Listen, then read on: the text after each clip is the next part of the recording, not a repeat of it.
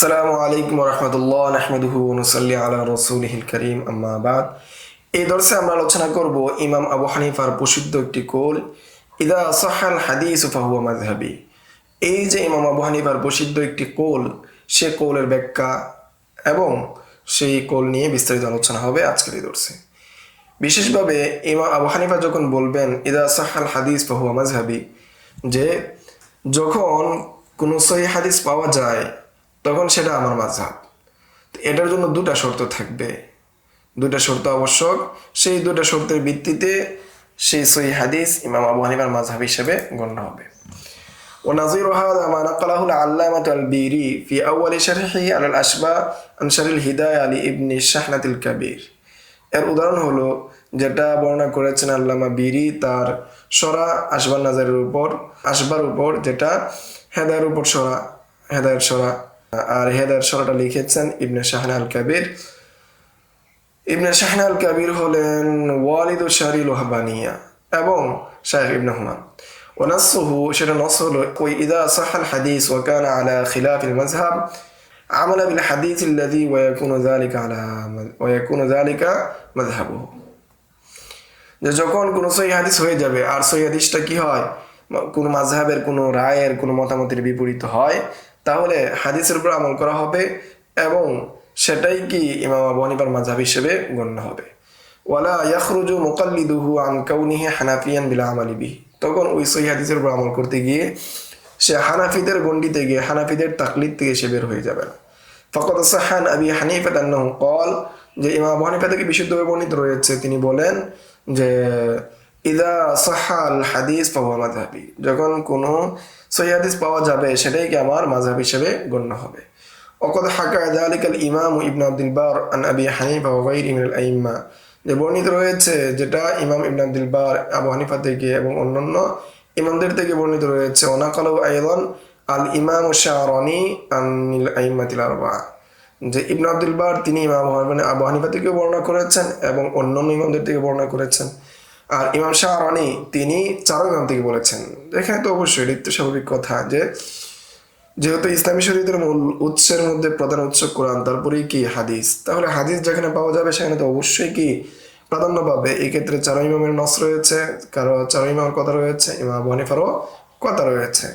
বলতো আমরা বলবো লা ইয়াখফা আন্না যালিকা লিমান কানা আহলান লিন-নযরি ফিন-নুসুসি ওয়া মা'রিফাতু হুকমিহা মিন মানসুখিহা, যে এখানে অস্পষ্টতা নেই যে আন্না যালিকা লিমান কানা আহলান লিন-নযরি ফিন-নুসুস ইদা সাহাল হাদিস ফাহুয়া মাযহাবি, এই কথার উপর আমল করা তার জন্য বৈধ হবে যার যে নুসুসের মধ্যে নজর দেওয়ার যোগ্যতা আছে, দলিল আদিল্লাহ সম্পর্কে যার জ্ঞান রয়েছে, গভীর জ্ঞান রয়েছে, মুজতাহিদ পর্যায়ের। ওয়া মা'রিফাতু মুহকামিহা মিন মানসুখিহা, যে কোনটা মুহকাম, কোনটা মানসুখ, কোনটা নাসিখ, কোনটা মানসুখ, এই বিষয়ে যার পরিপূর্ণ জ্ঞান আছে, পরিপূর্ণ ইলম আছে, এটা তার জন্য প্রযোজ্য।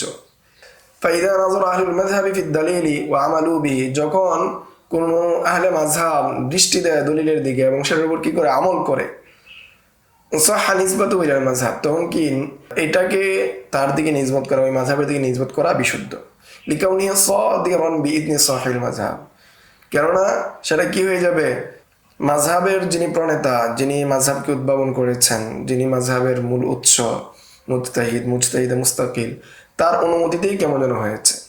ইদলা শাক্কা আন্নাহু লাউ আলিমা বিদুফি দলিলিহি রাজা আনহু ওয়াত্তাবা দালিল আকওয়া, যে এর উপর ভিত্তি করে যে স্বয়ং মুজতাহিদ ইমাম আবু হানিফা যদি জানতেন যে তার দলিলের মধ্যে কি আছে, দুর্বলতা আছে, তাহলে তিনি সেই দলিল থেকে ফিরে আসতেন এবং যারা শক্তিশালী দলিল সেটার অনুসরণ করতেন। ولذا رد المحقق ابن الهمام على المشايخ حيث أفتوا بقول الإمامين بأنه لا يعدل عن قول الإمام إلا لضعف دليله।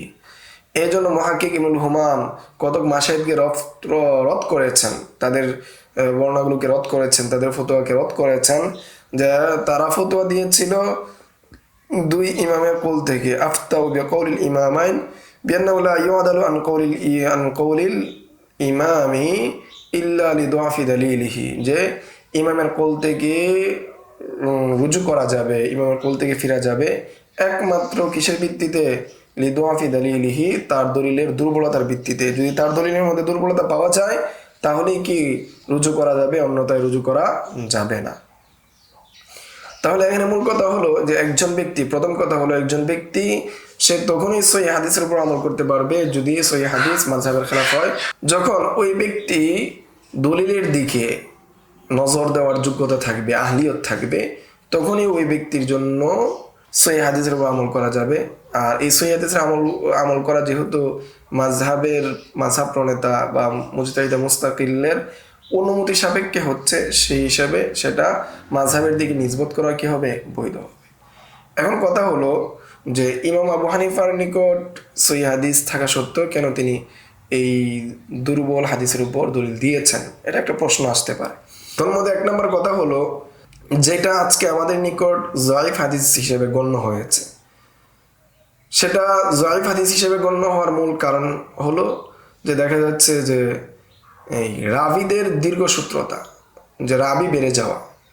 একটা হাদিসের মধ্যে যখন রাবি বেড়ে যাচ্ছে, দুর্বল রাবি চলে আসতেছে, তখন হাদিসটা জয়ীফ হয়ে যাচ্ছে। অপরদিকে ইমাম আবু হানিফার সময় উনি 150 হিজরিতে ইন্তেকাল করেছেন, এর মানে ওনার হাদিস সংকলনের সময় 120 হিজরি অথবা 130 হিজরি, সেই সময় তার ইজতিহাদের মূল সময়, অথবা 40 হিজরি আমরা ধরি, সেই সময়গুলোতে তিনি কি করেছেন, ইজতিহাদ করেছেন, মাযহাব লিপিবদ্ধ করেছেন।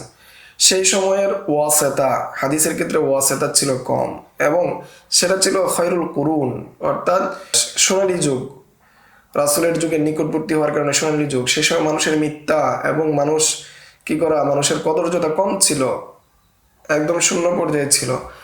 সেই হিসাবে ওই সময় ইমাম আবু হানিফার নিকট হাদিসটা কি হয় নাই, জয়ীফ হয় নাই, দুর্বল হয় নাই। সেই জন্য তিনি ওই হাদিসের উপর কি করেছেন, ফতোয়া দিয়েছেন, ওই হাদিসের উপর মাসালা ব্যক্ত করেছেন, হুকুম বর্ণনা করেছেন। অপরদিকে যুগ যুগ চলে আসার প্রেক্ষাপটে দেখা গিয়েছে যে এক সময় সেই হাদিসটা রাবিদের দুর্বলতার কারণে হাদিসের সনদের হুকুম কি হয়ে গিয়েছে, জয়ীফ হয়ে গিয়েছে। অথবা আরেকটি হতে পারে যে ইমাম আবু হানিফার নিকট ওই হাদিসটা পৌঁছেনি, যে সই হাদিসটা আমরা এখন পাচ্ছি সেটা পৌঁছেনি। না পৌঁছার কারণ যে অনেক হাদিস রয়েছে যেটা কি সাহাবায়ে কেরামও কি জানতেন না।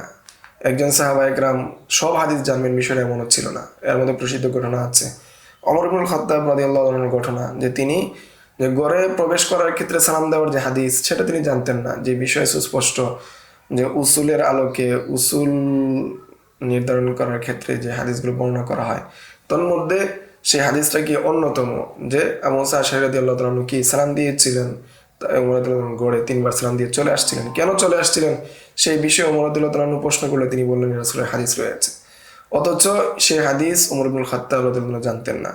এত মহান ব্যক্তি, ইসলামের দ্বিতীয় খলিফা হওয়া সত্ত্বেও তার যদি কোনো হাদিস না জানা থাকতে পারে, সেই ক্ষেত্রে ইমাম আবু হানিফার না জানাটা কি অসম্ভবের কিছু না।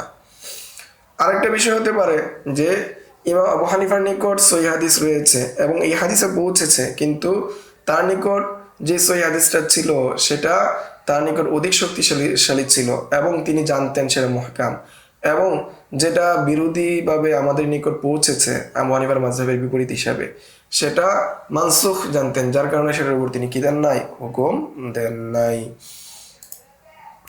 তাহলে এক নাম্বার কথা হলো যে যদি ইদা সাহাল হাদিস ফাহুয়া মাযহাবি, এই কথার উপর আমল করতে হয়, তাহলে এক নাম্বার শর্ত হলো সেটা কি হতে হবে, যে ব্যক্তি আমল করবে তার ভিতরে দলিলের মধ্যে নজর দেওয়ার যোগ্যতা লাগবে, অর্থাৎ সে মুজতাহিদ হতে হবে। 2 নাম্বার একটা আসবে সামনে, সেটা হলো যে মাযহাব থেকে বিলকুলিয়া বের হওয়া যাবে না।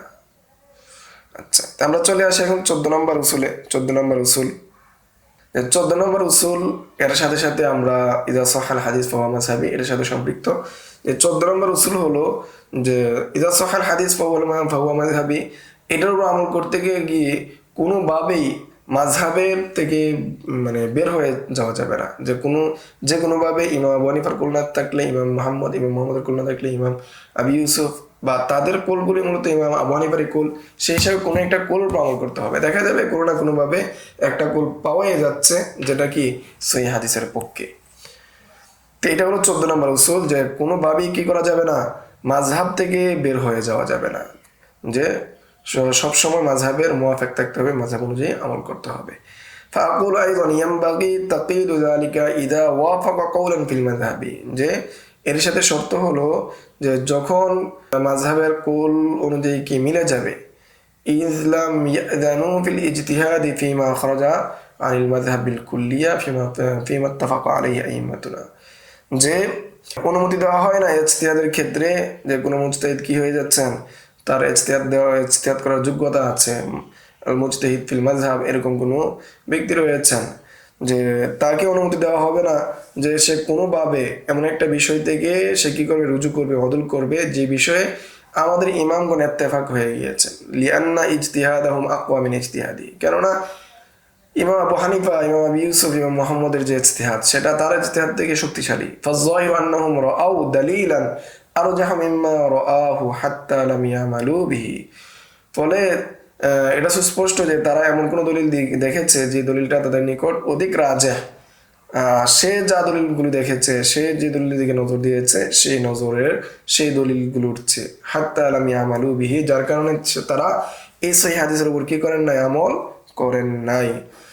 ولهذا قال العلامة قاسم في حق شيخه خاتمة المحققين كمال بن الهمام, এই জন্য আল্লামা কাসেম ইবনে কুতলুবগা তিনি খাতিমাতুল মুহাক্কিকিন কামাল ইবনে হুমামের ব্যাপারে তিনি বলেন, লা ইউমালু বিআবহাতি শাইখিনা আল্লাতী তুখালিফুল মাযহাব, যে ইবনুল হুমামের যে সমস্ত আলোচনা আমাদের মাযহাবের কি বিরোধিতা করে, আমাদের মাযহাব থেকে বের করে দেয়, সেটার উপর কি করা যাবে না, আমল করা যাবে না। অর্থাৎ মাযহাব থেকে বের হয়ে কি করা যাবে না, সহিহ হাদিসের উপর আমল করা যাবে না। তার অনেকগুলো কারণ আছে, শুধু এই কথার উপর ভিত্তি করেই কি মাযহাবের বিরোধিতা করা যাবে না, ইমাম আবু হানিফার বিরোধিতা করা যাবে না, বা ফিকহ আহনাফের বিরোধিতা করা যাবে না। ওয়াকালা ফি তাসহিহি আলাল কুদুরি, কাসিম ইবনে কুতলুবগা তিনি কুদুরির তাসহিহ করতে গিয়ে তিনি বলেন, قال الإمام علامة الحسن بن منصور محمود الأوزجندي المعروف بقاضي خان في كتاب الفتوى, যে তিনি কিতাবুল ফতোয়ার মধ্যে তিনি বলেন, রসমুল মুফতি ফি জামানিনা মিন আসহাবিনা, যে মুফতির মূলনীতি হলো, নিয়ম নীতি হলো বর্তমান সময়ে, বর্তমান জামানায়, ইদাস্তাফতা আন মাসআলাতিন ইন কানাত মারদিয়াতান আন আসহাবিনা ফি রিওয়ায়াতি যাহিরাতি বিলা খিলাফিন বাইনাহুম, যখন কারো নিকট কোনো মাসালা জিজ্ঞাসা করা হয় যেটা কি বর্ণিত রয়েছে আমাদের আসহাবদের থেকে, ইমাম আবু হানিফা, মুহাম্মদ আবু ইউসুফ থেকে, কোনো ধরনের ইখতিলাফ ছাড়া, আবার সেটা যাহির রিওয়ায়ার মধ্যে রয়েছে, ফাইন্নাহু ইয়ামিলু ইলাইহিম ওয়া ইফতি বিকাউলিহিম, তখন সে সেই দিকে রুজু করবে, সেটার উপরই ফতোয়া দিবে, সে কলের উপর আমল করবে। ওয়ালা ইখালিফুহুম বিরাইহি, তাদের রায়ের, তাদের মতামতের কখনো কি করবে না, বিরোধিতা করবে না। ওয়াইন কানা মুজতাহিদান মুতকিরান, যদিও সে কি হয়, মুজতাহিদ হয় এবং সুদৃঢ় মুজতাহিদ হয়। লিআন্না যাহির আন ইয়াকুনা আল হাক্কু মা আসহাবিনা, কেননা সুস্পষ্ট কথা হলো যে সঠিক যে বিষয়টা, সঠিক হওয়ার যে বিষয়টা, এটা আমাদের সাথীদের ছিল। ওয়ালা ইয়াউদ্দুহুম, এবং তারা তাদের কি করবে না, গণ্য, তাদের থেকে তারা কি করবে না, ছাড়িয়ে যাবে না। ওই ইজতিহাদুহু লা ইয়াবলুগু ইজতিহাদাহুম, তার ইজতিহাদটা কখনো কি হবে না, তাদের ইজতিহাদের স্তরে পৌঁছবে না। ওয়ালা ইয়ানজুর ইলা কওলি মান খালাফাহুম, এবং তারা দৃষ্টি দিবে না তার বিরোধিতা যারা করে। ওয়ালা তুকবাল হুজ্জাতু আইদান, এবং তার দলিল কি গ্রহণ করা হবে না, তার দলিলকে গ্রহণ করা হবে না। লিআন্নাহুম আরাফুল আদিল্লাতা ওয়া মাইয়াজু বাইনা মা সাহা ওয়া সাবাতা ওয়া বাইনা দিদ্দিহি, কেননা তারা দলিলাদিল্লাগুলোকে জেনেছে, বুঝেছে, এবং কোনটা সহিহ, কোনটা সহিহ না, কোনটা সাব্যস্ত, সেটা তারা পার্থক্য করতে পেরেছে। সুম্মা নাকালা নাহউহু যালিকা আন শারহি বুরহানিল আইম্মা আলা আদাবিল কাযালিল খাসাব, এই কিতাবের মধ্যে এসেছে। বলতো তিনি বলেন, লাকিন রুব্বামা আদালু মাত্তাফাকা আলাইহি আইম্মাতুনা, যে কখনো কি করা যাবে, কখনো কি করেছেন তারা মাশায়েখগণ, যেটার উপর আমাদের ইমামরা ঐক্যমত ছিলেন সেটার উপর অদল করেছেন। কাযরুরাতি ওয়া নাহবিহা, সেটার ইল্লত হিসেবে বর্ণনা করা হয়েছে, সেটা ছিল জরুরতের কারণে অথবা এই পর্যায়ের কোনো কারণে। কামা আমারা ফি মাসআলাতিল ইস্তিজার আলা তালিমিল কুরআন ওয়া নাহবিহা মিনাত তাআতিল্লাতি ফি তারকিল ইস্তিজার আলাইহা জিয়াউদ্দিন, কেননা যেটা পূর্বে আলোচনা হয়েছে যে কোরআন শিক্ষা দেওয়ার বিনিময়ে গ্রহণ করা, এবং এরূপ যে সমস্ত ইবাদত রয়েছে, নামাজ পড়িয়ে টাকা নেওয়া, মুয়াজ্জিনি করে টাকা নেওয়া, যে কেননা এটার বিনিময়কে যদি ছেড়ে দেওয়া হয়, এর মাধ্যমে দিনের ধ্বংস চলে আসবে। এই জন্য জরুরত হয়ে গিয়েছে, যেহেতু বাইতুল মাল নাই বর্তমান সময়ে, সেই হিসেবে একজন আলেম, একজন যে মুআল্লিম, তার জন্য এটা প্রয়োজন। কামা করনাহু সাবিকান, এই বিষয়ে আমরা বিস্তারিত কি করেছি, পূর্বে আলোচনা করেছি। ফাহিনাইদিন ইয়াজুজুল ইফতাউ বিখিলাফি কওলিহিম কামা সানাযকুরু করিবান আনিল হাওয়িল কুদসি, যে সেই সময় কি করা যাবে, ফতোয়া দেওয়া যাবে তাদের বিপরীতে, যেটা আমি আলোচনা করেছি নিকট অতীতে হাওয়িল কুদসি থেকে, আচ্ছা নিকট অতীতে আমি বর্ণনা করবো। ওয়াসায়াতি বাস্তুহু আইযান আখিরুশ শারহি ইনদাল কালামি আলাল উরুফ, এবং সে বিষয়ে আরো বিস্তারিত আলোচনা আসবে। উরুফ সংক্রান্ত যে মাসআলাগুলো রয়েছে, উরুফের কারণে কি হয়ে যায়, মাসআলা পরিবর্তন হয়ে যায়, সেই বিষয়ে সামনে আসবে। তো আজকের এই দর্শে আমরা আলোচনা করলাম ইদা সাহাল হাদিস ওয়া মাযহাবি, যে এটার উপর দুইটা শর্তে আমল করা যাবে। এক নাম্বার হলো তার ভিতরে, অর্থাৎ যিনি আমল করবেন তিনি মুজতাহিদ হতে হবেন। দুই নাম্বার শর্ত হলো যে কোনোভাবেই বিলকুল লিয়া মাযহাবের গণ্ডি থেকে বের হতে পারবে না, যে কোনো না কোনোভাবে সেটা মাযহাবের কোনো একটা কোল থাকতে হবে, বিলকুল লিয়া মাযহাব থেকে বের হওয়া যাবে না। এই দুই শর্তের ভিত্তিতে ইদা সাহাল হাদিস ওয়া মাযহাবি, এই কোলের উপর আমল করা যাবে। আজকের দর্স এই পর্যন্তই। আসসালামু আলাইকুম ওয়া রাহমাতুল্লাহ। يؤتي الحكمة من يشاء ومن يؤت الحكمة فقد أوتي خيرا كثيرا وما يذكر إلا أولو الألباب.